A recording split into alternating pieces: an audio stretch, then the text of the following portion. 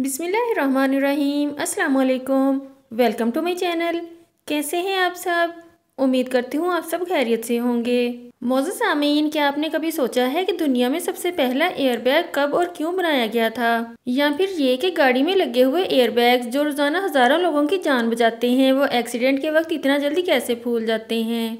और क्या आप जानते हैं कि फैक्ट्री में एयरबैग्स कैसे बनाए जाते हैं? मौजूद सामीन, एयरबैग बनाने का सबसे पहला ख्याल 1950 की दहाई में एक इंडस्ट्रियल इंजीनियर को आया था, जब वो अपनी फैमिली के साथ सफर कर रहा था और एक एक्सीडेंट का शिकार हो गया। उस हादसे में सबकी जान तो बच गई, लेकिन उस वाक़ये ने उस इंजीनियर को एयरबैग बनाने का आइडिया दिया। 2 साल बाद उसने एक ऐसा एयरबैग बनाया जिसमें कंप्रेस्ड एयर के सिलेंडर की मदद से हवा भरती थी। लेकिन मसला ये था कि इस प्रोसेस में काफी टाइम लगता था, और हादसे के वक्त टाइम ही तो बहुत कम होता है।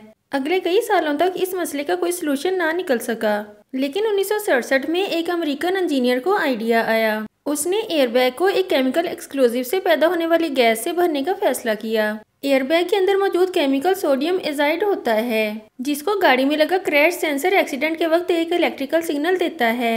इलेक्ट्रिकल सिग्नल से इस केमिकल में एक धमाका होता है, जिससे नाइट्रोजन गैस रिलीज होती है और वो एयरबैग को फौरन फुला देती है। क्रैश होने से लेकर एयरबैग के फूलने तक हैरतअंगेज तौर पर सिर्फ 20 मिली सेकेंड्स का वक्त लगता है। यानी जितना टाइम पलक झपकने में लगता है, उतने टाइम में एयरबैग 5 मरतबा फूल सकता है।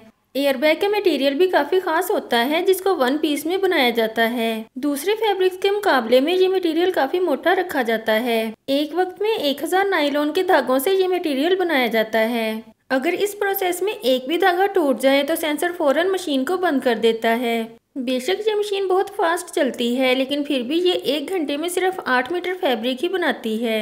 एक तरफ फैब्रिक बनता रहता है और दूसरे एंड पर ये वाइंड भी होता रहता है। ये प्रोसेस कंप्लीट होने के बाद फैब्रिक को धोया जाता है। धुलने के बाद फैब्रिक गीला होता है, लिहाजा इसको अब गर्म रोलर्स के ऊपर से गुजार कर ड्राई भी किया जाता है और प्रेस भी किया जाता है।